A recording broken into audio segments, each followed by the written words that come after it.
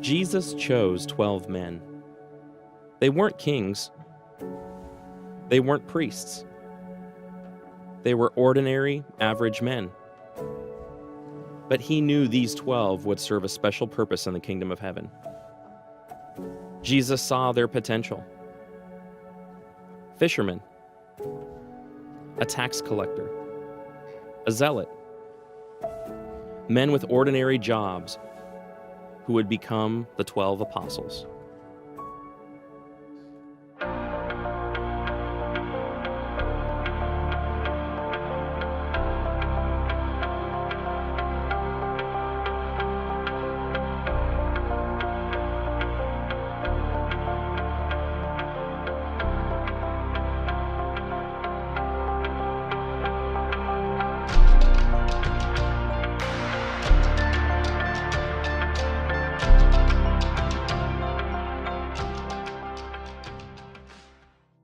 Barry, we've talked about a lot of events in the life of Jesus. We've talked about his birth, his infancy, his childhood. But over in Mark chapter 1, the next phase of his life and ministry starts. Mark chapter 1, verse 16, it says that passing alongside the Sea of Galilee, he saw Simon and Andrew, the brother of Simon, casting a net into the sea, for they were fishermen. And Jesus said to them, "Follow me, and I will make you become fishers of men." And of course, he calls a couple of other men from there to become followers of him. Where can we go to see places connected to those events? All those events took place in the region of Galilee. And so I'd like to take you to some of those places. There's a Roman road that I have read is still exposed that stretches from Nazareth to Capernaum. I've never been there, and I'd really like to try to find it. Next, I'd like to take you out on the Sea of Galilee. A boat ride out there will help reinforce a lot of these places in your mind. Capernaum is another wonderful spot. Jesus lived there. This is where a number of the disciples lived at the time. A visit there will be something you'll always remember. Imagining a place in Galilee that you haven't been is kind of shocking. I really want to go try to find this Roman road.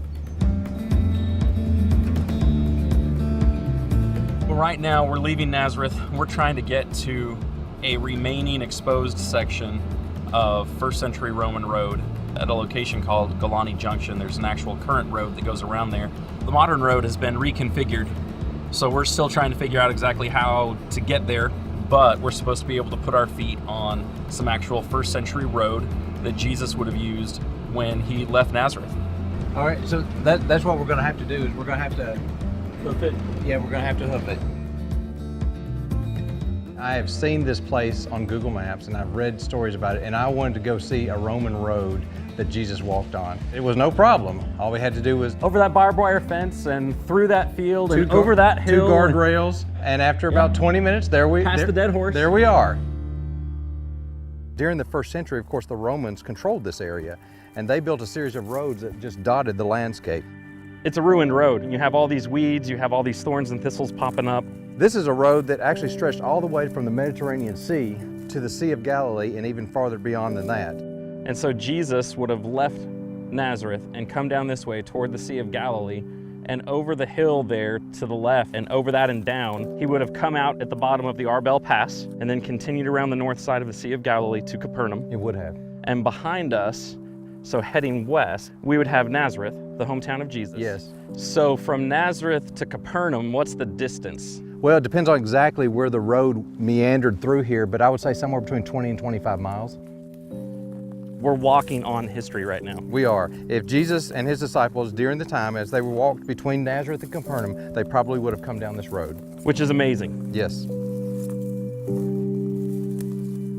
Part of the culture in Israel is there's history everywhere. There's history underneath you, there's history around you.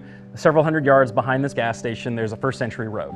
In the US, we think something a couple hundred years is old. And over here, they've got things millennia old. That they don't call old. But they don't call old because there's stuff older than that just around the corner. Sure. So it redefines in your mind what old is. It gives you a fresh perspective. One of the things I remember is walking on the road and being able to see the hill in the distance, and knowing that these are probably the same views that the early disciples had as they walked on this same road. Nothing has changed about that over the last 2,000 years, walking literally in their footsteps. It was an adventure. I mean, getting up there and walking on the road was an adventure, and it was worth it to be able to stand on that piece of history.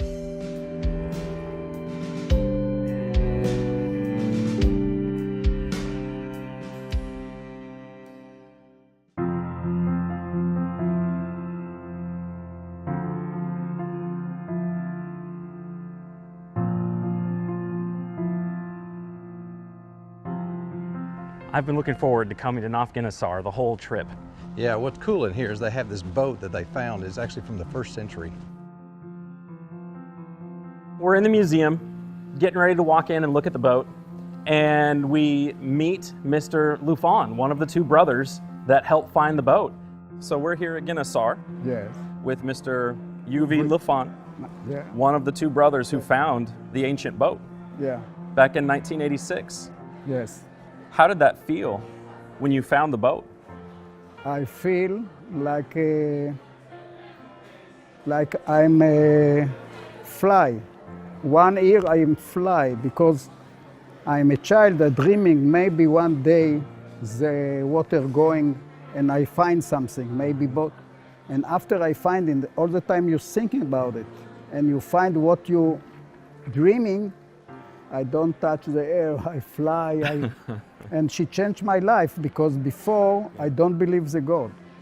After I find it, everything changed inside.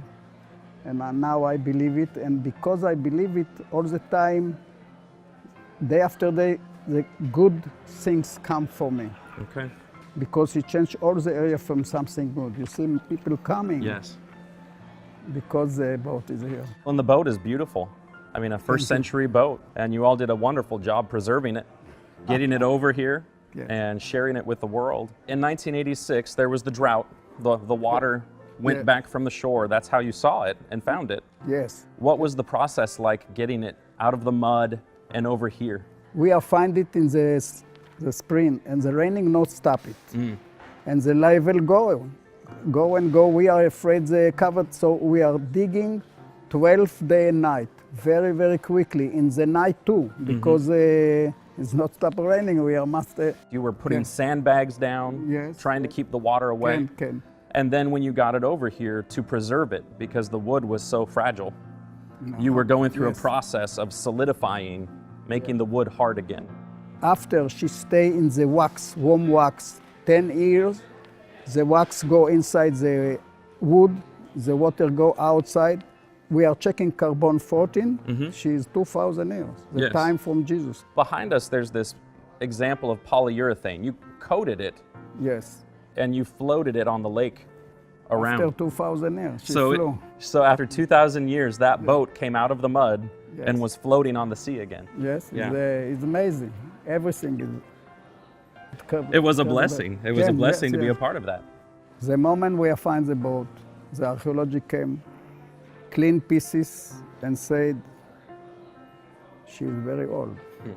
The weather changed, it's very strong rain starting, stop quickly, the sun go out, it's big rainbow go outside. She's so strong, she's double rainbow. Yeah. And we are feeling this boat belonged from somebody before, now we give it to us. I call him Peace Boat. Yes. She changed all the area Yes. from something good. Could you take us to go see the boat? Could we go through and see it? Come. All right. That would be great.